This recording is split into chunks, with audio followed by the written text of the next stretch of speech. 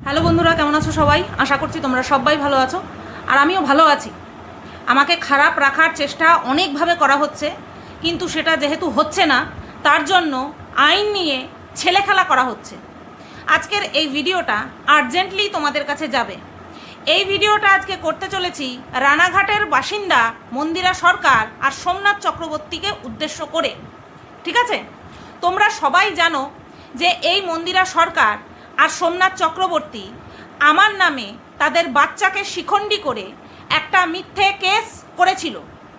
তারপরে যখন বুঝতে পেরেছে যে এই কেস যদি কন্টিনিউ তারা করে তাহলে তারা গোহারা হারবে এবং পরবর্তী পর্যায়ে তাদের জন্য ভয়ঙ্কর একটা পরিস্থিতি অপেক্ষা করছে, সেটা তারা বুঝতে পেরে তারপরে তারা সেই কেসটাকে উইথড্র করে নেওয়ার কথা চিন্তাভাবনা করে আমার সাথে একটা পারিবারিক মিলমিশ করে নেওয়ার চেষ্টা করে। পারিবারিক সমঝোতা মানে কি, ভেতরে ভেতরে, আউট অফ দ্য কোর্ট, ঠিক আছে, আউট অফ কোর্ট একটা মিলমিশ বা সমঝোতা করে নেওয়ার চেষ্টা করে। ঠিক আছে, কিন্তু সেই বিষয়টাকে এখন এত নোংরামির পর্যায়ে নিয়ে যাওয়া হচ্ছে, সেটাকে আর সহ্য করা যাচ্ছে না। কমসে কম আমি তো আর সহ্য করব না। তোমরা জানো যে আমাকে শেষ করার জন্য আমার প্রফেশন থেকে, আমি একজন কন্ট্রোভার্সি ক্রিয়েটার ইউটিউবে, সেখান থেকে আমাকে সরিয়ে দেওয়ার জন্য, আমাকে মেন্টালি হ্যারাস করার জন্য নানান রকম প্যাঁতরা বা ফাঁদ আমার জন্য কিন্তু পাতা হচ্ছে বারবার। নিজের মুখে এরা স্বীকার করেছে যে আমার সাথে মিশেই ছিল, আমার কাছ থেকে তথ্য কালেক্ট করে তারপরে সোশ্যাল মিডিয়াতে আমাকে হ্যারাস করবে বলে নিজেদের মুখে স্বীকার করেছে যে বাচ্চাকে নিয়ে তারা তাদের বাচ্চাকে নিয়ে আমার বিরুদ্ধে একটা মিথ্যে মামলা করেছে। কে সেই ভিডিওটা করেছিল? সোমনাথ চক্রবর্তী তার একটা শর্ট ভিডিওতে এই প্রসঙ্গটা কিন্তু উল্লেখ করেছিল। আজকেই এখন থেকে 5 ঘন্টা আগে একটা নোংরা মেল ক্রিয়েটার তার চ্যানেল থেকে আমার কিছু ভয়েস এই কেস রিলেটেড ছেড়েছে। এই বিষয়ে তো আমি আর চুপ থাকবো না, আমাকে শেষ করার জন্য কোন নোংরা পর্যায়ে যাচ্ছে এরা নিজেরাও জানে না আমাকে শেষ করার জন্য এরা কতটা নোংরা পর্যায়ে যাচ্ছে।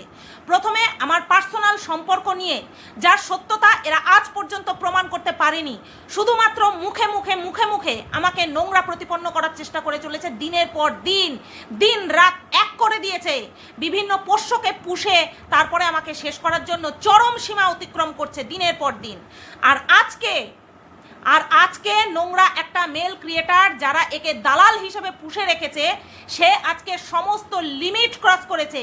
আর এর খেসারত দিতে হবে মন্দিরা সরকার আর সোমনাথ চক্রবর্তীকে। কি হয়েছে বলেছে এই নোংরা মেল ক্রিয়েটার? বলেছে আমি নাকি 750 টাকা চেয়েছি। কার কাছে? আমার মনিবের কাছে। আমার মনিব হিসেবে এই নোংরা মেল ক্রিয়েটার কাকে ইন্ডিকেট করে? মন্দিরা সরকারকে ইন্ডিকেট করে, MS ফ্যামিলির মন্দিরা সরকারকে ইন্ডিকেট করে। ঠিক আছে, সমস্ত বিষয় হেলাক চলে আমি ইগনোর করলেও এই বিষয়টাকে আমি আর ইগনোর করতে পারলাম না। ঠিক আছে, এর ডাইরেক্ট দায় নিতে হবে সোমনাথ চক্রবর্তী আর মন্দিরা সরকারকে। ঠিক আছে, একদিন আমাদের মধ্যে গ্রুপে ফোনালাপ হয়, ভিডিও কল হয়। আমি ডেটটা বলে দিচ্ছি, 2রা মার্চ একটা ভিডিও কল হয়। ঠিক আছে, 10টা 7, সকাল 10টা 7-এ। সেখানে মন্দিরা সরকার আমাকে জানায় যে এই মন্দিরা সরকার আর সোমনাথ চক্রবর্তী তাদের বাচ্চাকে শিখণ্ডী করে যেই মিথ্যে কেস আমার নামে আর আরও একজন মহিলার নামে করেছিল, তো সেই ডেট ছিল। এইবার কোনো কারণবশত সেই ডেটটা আমি ভুলে গেছিলাম। সেখানে যে অ্যাডভোকেটের সঙ্গে যে থাকেন, যাদেরকে মুহুরি বলা হয়, তিনি আমাকে একবার ফোন করেছিলেন। কোনো কারণবশত আমি সেই ফোনটা রিসিভ করতে পারিনি। তারপরে সেই ডেটটাও আমার খেয়াল ছিল না। তো পরের দিন সকালবেলা হঠাৎ করে, মানে এই 2রা মার্চ এই মন্দিরা সরকার আমাকে জানায় যে তোর আজকে ডেট আছে বনগাঁ কোর্টে।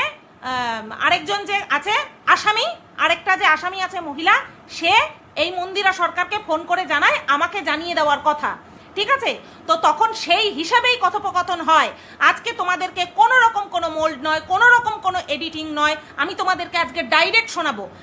কারণ আছে, বুঝতে পেরেছো? কারণ আছে। আমাকে 10:26 মন্দিরা সরকার লিখেছে, কি বলল বল, তখন কি হয়েছে, কি কথা হয়েছে আমি তোমাদেরকে শোনাচ্ছি। টাকা প্রোভাইড করার কথা তোর ছিল রে, আমার ভাগাভাগি করার কথা ছিল না। সাহস হয় কি করে টাকা ভাগাভাগি করার কথা বলে? ও কোন সাহসে বলে? এই পর্যন্ত আমি বিষয়টা ক্লিয়ার করে দিই। আরও একজন যার নামে এরা দুজন, এই মন্দিরা সরকার আর সোমনাথ চক্রবর্তী, আরও একজনকে আমার সাথে ফাঁসিয়েছিল, ঠিক আছে?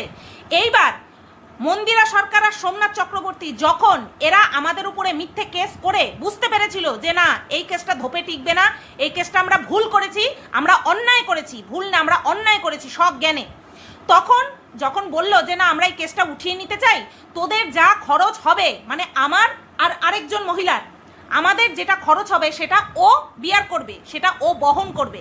সেখানটায় আমি বাদ সেরেছিলাম যে ও যদি নাই নেবে, মানে আরও একজন যে মহিলা আছে যাকে এই কেসের মধ্যে ইনক্লুড করা হয়েছে, সে নিলে নেবে, আমি কিন্তু কোনো রকম কোনো টাকা পয়সা নেব না। কারণ আমার সেলফ রেসপেক্ট যেটা আছে, আমার বিবেক যেটা আছে, সেটা বাধা দেয় অন্য কারোর কাছ থেকে টাকা নেওয়ার ক্ষেত্রে।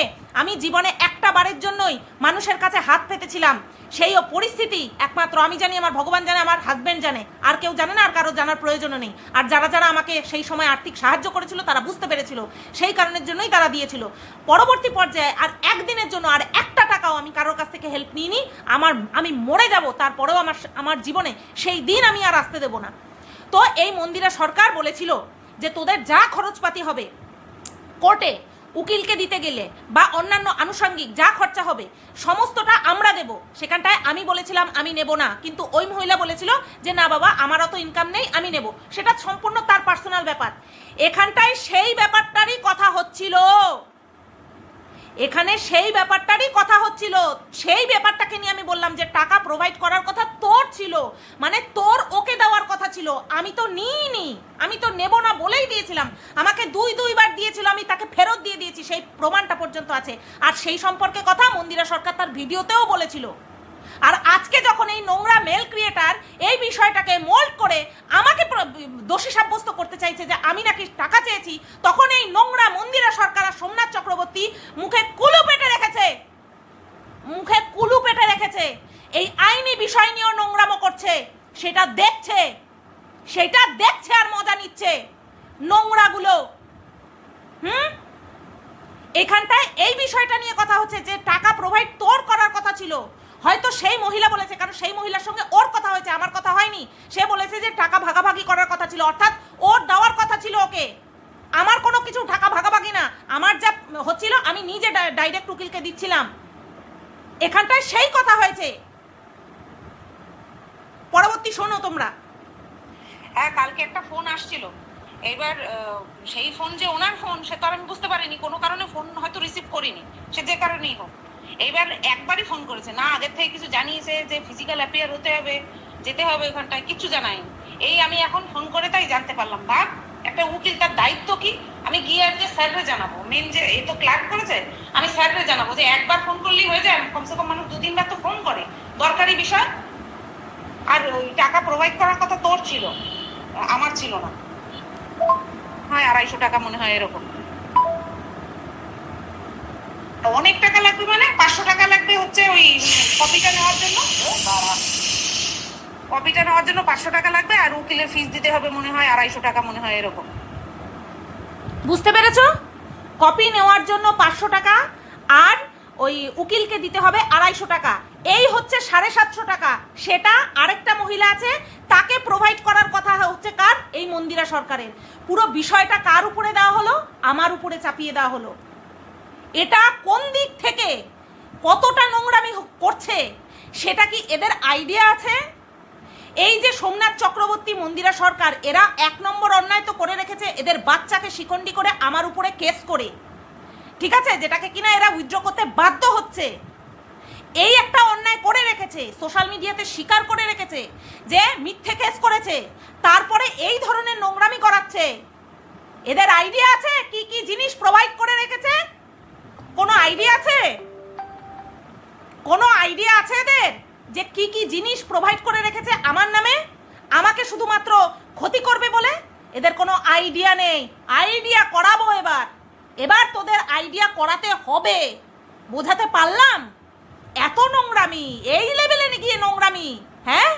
এত মানসিক শান্তি চাই তোদের? তারপরে দেখো, এই কথা বলার পরে তারপরে এই মন্দিরা সরকার আমাকে কি বলেছে শোনো। এসে সইটা করতে হবে, আর আরেকটা ডেট আসলে পরে বিষয়টা পুরো মিটমাট হয়ে যাবে। ঠিক আছে, সোমনাথ আসুক, ওকে সব বলি, তারপরে ও কি বলে না বলে দেখি। ঠিক আছে, এরপরে কিছু মেসেজ করেছে, আমি তোমাদেরকে শোনাচ্ছি। আমাকে জানাস তাহলে কত দিতে হবে। ওকে আর ফোন করিনি। ওকে ইন দ্য সেন্স এখানটায় বলা হচ্ছে ওই মহিলাকে, যেই মহিলা ওর কাছ থেকে টাকা নেবে বলেছে।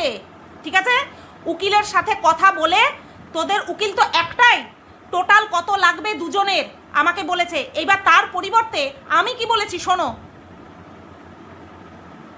আমি কি তোর কাছ থেকে টাকা নিয়েছি নাকি এইসব ব্যাপারে? আর কেন নেব? আমার নিজের দায়িত্ব নেই? আর আমার মতে ওরেও তোর টাকা আর দেওয়া উচিত হবে না। আগে একবার দিয়েছিস না, এবার আর দিবি না। আমার মতে এটাই বলে। শুনিয়ে দিলাম আমি কি করেছি না করেছি, আমি টাকা নিয়েছি কি না নিয়েছি, আমি টাকা নেব কি না নেব সেটাও পরিষ্কার। আর এর আগেও কিন্তু ওই মহিলাকে এরা টাকা দিয়েছিল, আমাকেও দিয়েছিল, আমি ফেরত দিয়ে দিয়েছিলাম। তাই আমি বলছিলাম যে ওকেও আর দেওয়া উচিত হবে বলে মনে হয় না, কারণ ও তো তোকে নিয়ে ভিডিও করেছিল, পয়সা তো ও উপার্জন করেছিল, সেই কারণের জন্য আমি বলেছি। ঠিক আছে, আচ্ছা। তারপরে লিখেছে, হ্যাঁ তো কি যে হচ্ছে বাল, মাথার ওপর দিয়ে যাচ্ছে, আমি জানি কেস বন্ধ হয়ে গেছে। তারপরে ওই কথাগুলো বলেছি যে এত সহজে মেটে না। আমরা মুখে মুখে বলে নিলাম যে না আমরা আর কেস করব না, কেস তুলে নিলাম। আইন এত সহজ নয়, আইনে জড়ানো সহজ, বেরিয়ে আসা খুব কঠিন। তোমরা ভাবতে পারছো যে এরা কতটা নোংরামো করছে আমার সাথে, এরা কোন পর্যায়ে গিয়ে নোংরামো করছে আমার সাথে, এর খেসারত তোদেরকে গুনতে হবে। মন্দিরা সরকার আর সোমনাথ চক্রবর্তী এই যে আমাকে নিয়ে এই আইনি বিষয়কে নিয়েও তোরা ছাড়লি না, এর খেসারত তোদেরকে দিতে হবে, আইনি ভাষাতেই দিতে হবে। আমি তোদেরকে জানিয়ে দিয়ে গেলাম। ভিডিওটা এই পর্যন্ত রাখলাম। সবাই ভালো থেকো, সুস্থ থেকো।